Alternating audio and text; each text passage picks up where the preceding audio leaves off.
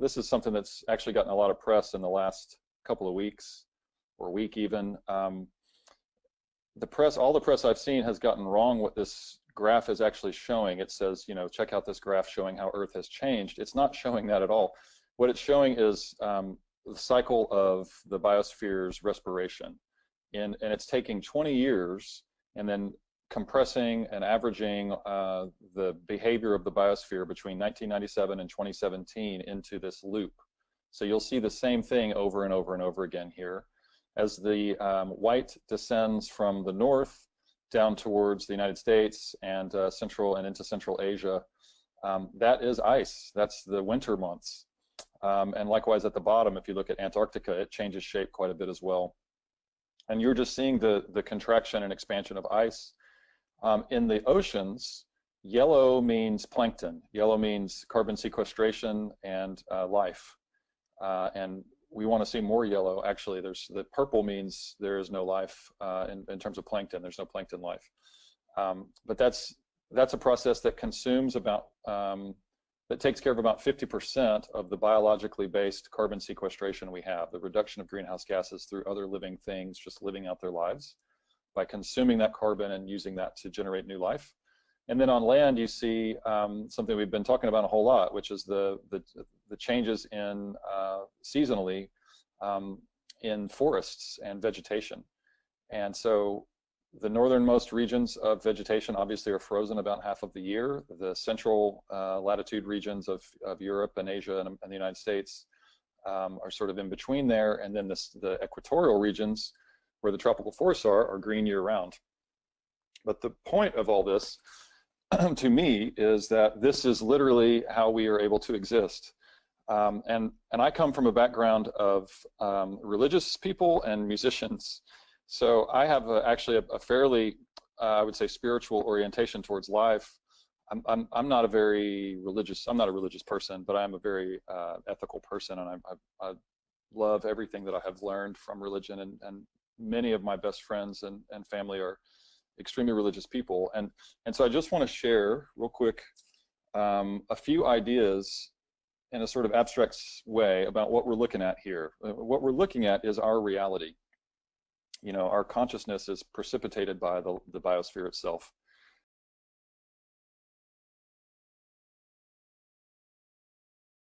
On a new topic today of animals, and I'm just going to do a tiny bit of review here. We did a lot more than this last time, but one of the things we did is we talked about the 3 different types of plants in aquatic systems. And those are going to be those that have floating leaves. And interestingly, I put on here floating weeds with floating leaves.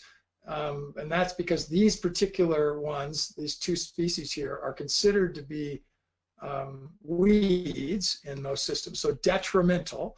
And we talked a little bit about that last time, but I'm mainly going to just show a few pictures and just go through a couple of slides. Water hyacinth is also a aquatic leaved, floating leaved plant that is considered a weed. It's noxious. It's creating a problem in a lot of these states that are shown here in green in the United States. And it's actually worldwide. You'll find water hyacinth in a number of different places. This is another one called giant salvinia that is can be a problem. It's a lot less dense and a lot less problematic areas than hyacinth is. And then we move into submerged. And so there's 3 types of aquatic plants: floating leaved, submerged, and emergence. And coontail is a really common variety of submerged plants. And the definition of a submerged plant is one that roots on the bottom and does its growth below the water surface. Because I say that because emergence will come up to the surface, and usually when they hit the surface, they'll actually die. That upper portion, as it hits the surface, will die.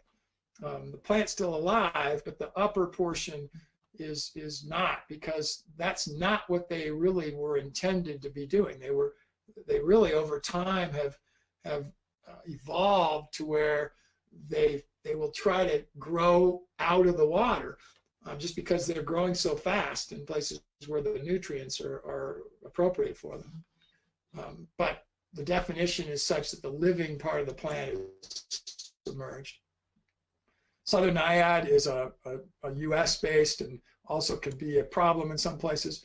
Variable leaf milfoil is present in a lot of North American water bodies. Notice here's an example of floating the leaves that are above the water surface. Why this is so important to your overall performance of your portfolio or mix of investments, whatever you want to call it. So, as I've said this before, that you already have skills to manage your own investments. Very often, this is what makes people stop really going forward and actually putting money into investments, because they are so afraid of making a mistake, especially women. Women, if they don't feel that they understand, will not take an action, where men will take an action. But even men sometimes are a little hesitant about delving into the world of investing. If you recall last time, we talked about the different tiers, right? So budget is the first. The second one is really saving. People generally don't have an issue with saving because they know that it's a guarantee, right? There's an interest rate at the end of the month. It's going to be just a little bit higher than it was at the beginning of the month. Where in investing, you're not sure, right? Things go up, they go down, you can take a loss. So we're going to take a look at this in a careful way, but I just want you to understand that this is not really rocket science. There are some basic principles that we are going to go over, and then it really takes more diligence in terms of reviewing and looking, as opposed to, in the old days we used to say, you know, set it and forget it and don't even open your statement. Well, that's not true anymore. The market is a little more volatile because of politics and just everything that's happening. So things do require some attention, and that's really what it takes. So let's go into what is asset allocation. So I like to think of this as making soup. You have different ingredients, right? You might have, you know, meat, potatoes, carrots, other different types of spices. That's really, the asset categories are like the ingredients, okay? So you want to come up with your own personal mix of how you're going to create your portfolio or your investment mix, right? So you're going to look at a few basic things. How long do I have to invest? How much tolerance do I have of risk?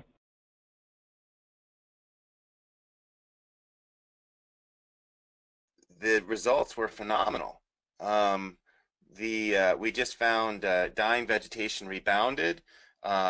Lots of new vegetation started to self-volunteer, and that which we planted was doing far better than what was going on with our neighbors. And when I mention neighbors, I'll segue into one of the first things we did is we organized an annual neighborhood tree planting. And this was for a number of reasons. We were reacting to the fact that our urban neighborhood had very barren, solar oven-like public rights-of-ways. So there was not much community interaction because it was so uncomfortable to be outside. So we went door to door knocking and introduced ourselves, and then set up these potlucks and whatnot, and where we all asked each other, what do we want as a community? And everyone wanted more life, more community, more interaction. So, and people weren't really into going to the neighborhood meetings. So we thought, all right, let's do something different. Let's organize an annual tree planting, and let's bring life back into the public realm. But at the time, the city's tree planting program only offered exotic, ornamental, invasive species. They weren't offering any multi-use species, that produced food. They weren't offering any native plants that were the best suited for our climate, soils, and wildlife. So we made our own plant list, and with their blessing, we're able to use that, and they agreed to acquire those trees for us at a subsidized cost. The other thing that we really wanted to push was, which was a radical 180-degree shift, was plant the rain before we plant any tree. So every tree had to go into a water harvesting basin, which is, at the time, that was the opposite of what would happen. People would typically plant on mounds. I think that was done in part so they wouldn't have to dig so much to a hard soil. They just bring in loose soil, put the mound there. The landscape industry liked that because they could sell more product, but it didn't perform well. But our planting in the basins did great, and we found we had at least a 50% greater success rate with those trees planted in basins compared to those just planted at grade. Because if people forgot to water or just ignored the new planting, it had a much better survival rate. The other thing, when we selected these, we made our own plant list, we selected, we looked to the local ethnobotanical record, and we looked at what species were used for the most uses. So we combined the best adaptation of these native species with greatest use. So food production, medicine, fiber, other craft materials, and so on. Even though we didn't know how to use all of them, okay, we just knew they could be used. And that first year, we planted over 200 trees just with neighborhood volunteers. Okay, so I think I was just saying that, yeah, I was very inspired by my naturopath growing up, but I wasn't too sure if that was the direction I wanted to take. So I did journalism for a little while first, straight out of school. And when that wasn't really stoking my fires enough, I jumped across to naturopathy. So I got advanced diplomas of health science in herbal medicine, nutrition, naturopathy, and yeah, and I've been doing it ever since. So wow, how many years of school? How many years of school was that? Sounds like quite a credential. It was all broken up because I went traveling for a couple of years in the middle of my studies. So I started naturopathy in '96, and I think I finished completely everything I wanted to do by 2003. Wow. And I've been working as a naturopath ever since. Wow, you don't look that old. It must be the flower essences or something. Thank you. Yeah, I'm 38. I'll be 39 nice. This year. Wonderful. So I've got 20 years on you, so I'll be 58 this year. So you're not looking bad yourself, Mike. You must be doing something right. Thank you. It's the BioPro that we sell. I'll be 88 this year. Oh yeah, right. Wait. Yeah. So don't believe that. So okay. So now you're in you're a naturopath. You in Australia, do you start a practice where you have people come to you to do that, or how does that work? Yes. So the first thing I was doing as a naturopath was working in a health food store, giving in-store advice to customers, and then I worked in a clinic setting. I've worked in about 5 clinics over my time as a clinical naturopath. One with acupuncturists, one with medical doctors, GPs as we call them here, and one on my own, and one with a couple of naturopaths. So I've loved all the different settings and getting to work with different modalities. But then once I had children, I wanted to create a business that was a bit more flexible and that I could do from home, without having consultations all day, and that's how Naughty Naturopath Mum was born. Okay. So Naughty Naturopath Mum's coming up to about 3 or 4 years old now. I think just 3.5 years old. Awesome. And it is a wonderful website. I'd encourage everybody to go to it. And it's naturopathmum.com. Immune system, and particularly how the immune system protects us, as the picture up there shows us. But more importantly, we were very specific in what we were talking about, and that was our thymus gland. The thymus gland, as we learned last week, is the main gland, if you will, that is kind of the overriding gland, and correct me if I'm wrong, Dad, on this, but as far as modulating the immune system goes, almost all the it's like command central. We used the analogy last year of centurions, which were the CD4 cells, how they went out and they found the bad guys, and then they contacted the SWAT team or the infantry, whatever you want to call it, which were the CD8 cells, and they told them where to go get the bad guy. Well, all that originates in the thymus gland, and so the thymus gland is like command central, if you will, and it sends out all these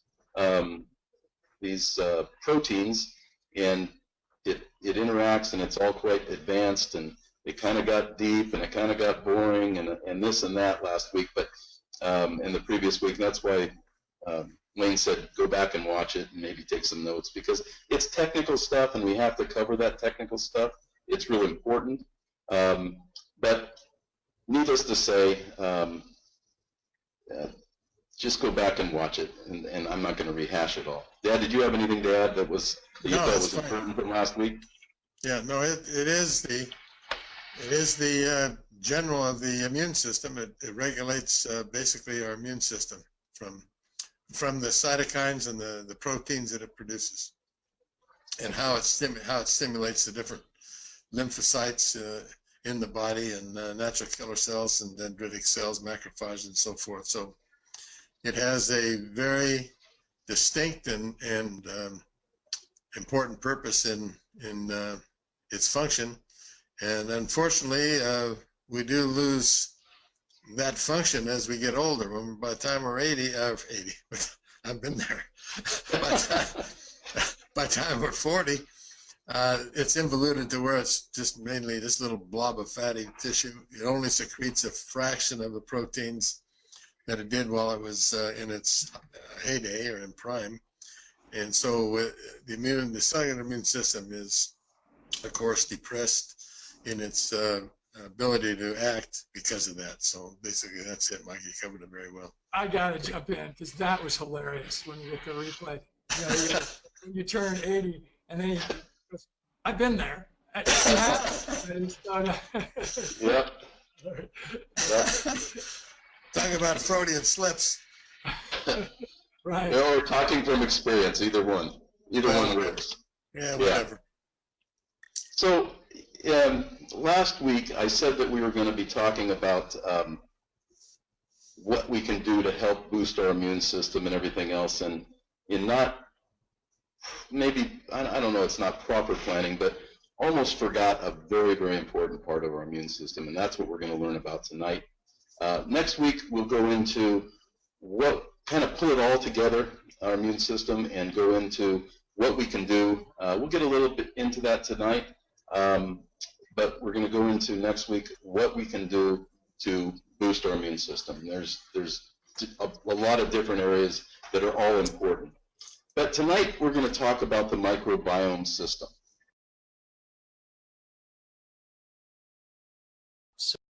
We're more aware of the negative aspects of the chemicals towards their dogs than they were themselves, which I always, and it's not really funny, but it's pretty interesting. Turns out there's more studies done on dogs and cancer than there is people in terms of lawn chemicals, and on some level it makes sense. The dog has its nose in the soil in that respect and rolls around in it, but so do we and our kids. So these things are really important. Excuse me. So this is what we want, you know, and everybody wants a lawn. It's aesthetic. You know, the history of a lawn is pretty interesting. If you look back and, you know, before lawnmowers and only the elite could have them, and they had sheep that ate the lawns, and, you know, they were kind of a sign of well-to-do in society. But they've really, you know, and they're a ground cover, and they look the part. You know, so it's understandable on some level, you know, why we have this desire for the green lawn. It's also good to point out that, you know, the lawn is a perennial crop. It's not an annual. So there's this ability for it to establish itself and be as low maintenance as one can muster. You know, some people would argue with that, especially in the heat of the growing season and the peak of the growing season, where you got to mow it twice a week, it feels like. But, you know, the reality of how we treat our lawns is not something to take lightly. You know, I mean, all of the conventional lawn care companies that you may be aware of, True Green, Chem Lawn, all these big players are all using known carcinogens in our landscapes. And typically it doesn't come from the fertilization. You know, it comes from the repercussions of the infertility of the practices. In other words, the degeneration that ensues from you know, feeding your lawn a fast food diet over time results in pest infestations and disease and weeds and things that we approach with an element of extreme toxicity. So I'm going to talk through a little bit of that so that we can kind of get an anecdote of, you know, how you may be able to treat these problems. And, you know, it's really helpful, I think, to really see. I mean, if you look at that fertilizer that I plucked out of Google Images there, you know, it's a 3404. Well, a couple things. One is it's got a really, really high nitrogen number, which is typically what people are thinking about with a lawn, green it up. I mean, I wish it was that simple. The grass is actually a very complex crop. You know, the reason a cow or a ruminant can live off of grass alone is that it's a perfect food on some levels. It can fix more elements, grass as a species, than any other crop. Angle, and the crown of the oak tree is going to be a little bit rounder, whereas if you're on high silica soils, the branches will be almost pointed straight up. They'll just get that pointier look in it. And I find it interesting that we've got something like cabbage. You can grow a cabbage in almost a pure drought because it'll collect dew right out of the atmosphere and it waters itself. So there's something about this calcium form that is hydrophilic. Water just loves to hang around it. And you think about a cactus in the middle of the desert, that thing is collecting and holding and storing moisture for you. So these are just interesting observations that, you know, you could go right to this plant right here. You just know just by looking at it that's going to be higher in calcium than, for example, this is going to be higher in silica than any of those. Now, calcium is used in every single plant cell reaction. For really good learning on various different mineral cations, of which calcium is one. Take some training with Midwestern Bioag out of Blue Mounds, Wisconsin. They had Gary Zimmer and his crowd. They refer to calcium as like the truck driver, that this is what's taking all of the nutrients to the plant. Sulfur is the key that unlocks the door that lets those nutrients go through into it. So this calcium is very important for transporting minerals to the plant, within the plant, etc. And because calcium is so important, there are more plants that actually like calcium-rich environments. There will be a greater diversity of plants in a calcium-rich environment. There'll be fewer species in a calcium-deficient environment. And if you want to look at one thing that's probably the most quote-unquote deficient in any of your garden beds, if you're growing any kind of crops whatsoever, be calcium. And it's not calcium carbonate. Yes, will adjust the acidity of your soil and make it less acid. It'll raise the pH. However, that's not all that calcium is for. Calcium, once the pH is around neutral, you'll have more available nutrients on the periodic table for that plant to uptake.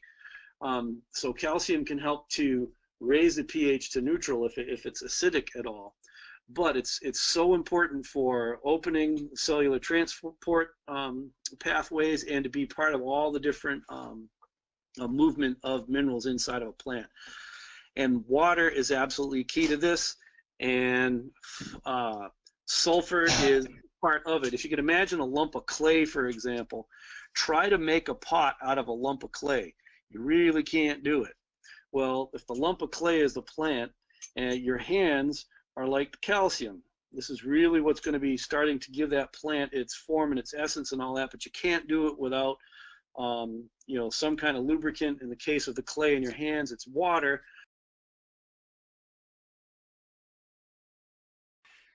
So yeah, I'm going to jump on into what I want to talk about is the big picture of solar power, and have us think about the whole ecological context of all the design work we do, building buildings, growing our food, you know, everything in our communities. We're really surrounded by the Earth's ecosystem, and the Earth's ecosystem just runs on solar power. And so if you think about it, really, the plants on our and some of the single-cell organisms in the ocean are primary photosynthesizers, and they actually are sort of the power plants for almost all life on planet. You know, there may be a couple of extreme microbes down in the ocean vents that have figured out a way of getting by without energy from the sun, but almost everything that we have around us in terms of life is just being run on the sun. And you know, all the heat that is generating our weather is coming from the sun. The sun is heating the air and therefore creating our wind and heating the surface of the land, heating our bodies of water. It's becoming it's really the primary driver of the weather. And as a result, all the wind power that we use is really just an indirect form of solar power. The sun is creating the wind, and then we harvest the wind. As a matter of fact, what's interesting is that we use wind power as of right now to generate a lot more of our electricity in the US than we do direct solar. Wind is about, according to the Energy Information Agency, it's about 5.6% of our electrical generation right now. And so this is kind of just like a way that you can find people, you can talk to people. It's definitely not the only way, but it kind of gives people this cutting edge of being competitive as well. And so with all thousands upon thousands of people, you're going to have quite a few competitive people. So I want you guys to notice this guy, Joshua G. Smith. This person is up to 129,000 observations by other people that he's identified just this year, right? And so this is showing the extreme dedication that people put into this kind of thing. And so I'm just going to show you guys that just to get an idea for how this whole thing works. There's probably going to be a question for anybody who's looking at this, that there's a difference between the members or the users or the participants and what we call the curators. Curators have a little bit of a different role. None of these people are paid, by the way, by iNaturalist. This is all like a volunteer-based thing. But what curators do is they go in specifically and they add like specific photographs, for example, that represent certain species. So let me guys show you just a little bit about what that means. I just want to make one point real quick before I do. So just looking at this information on this page, these are the most recent observations that have come into iNaturalist. And just through participation, like I personally have communicated with about half of these different individuals just about stuff, because that's how easy and open it is. Like this guy here is in New Zealand, this guy here is in California, and it's very easy to kind of make friends with these people. And if you travel places, you can also meet up with these people on the road, and that's actually very fun as well.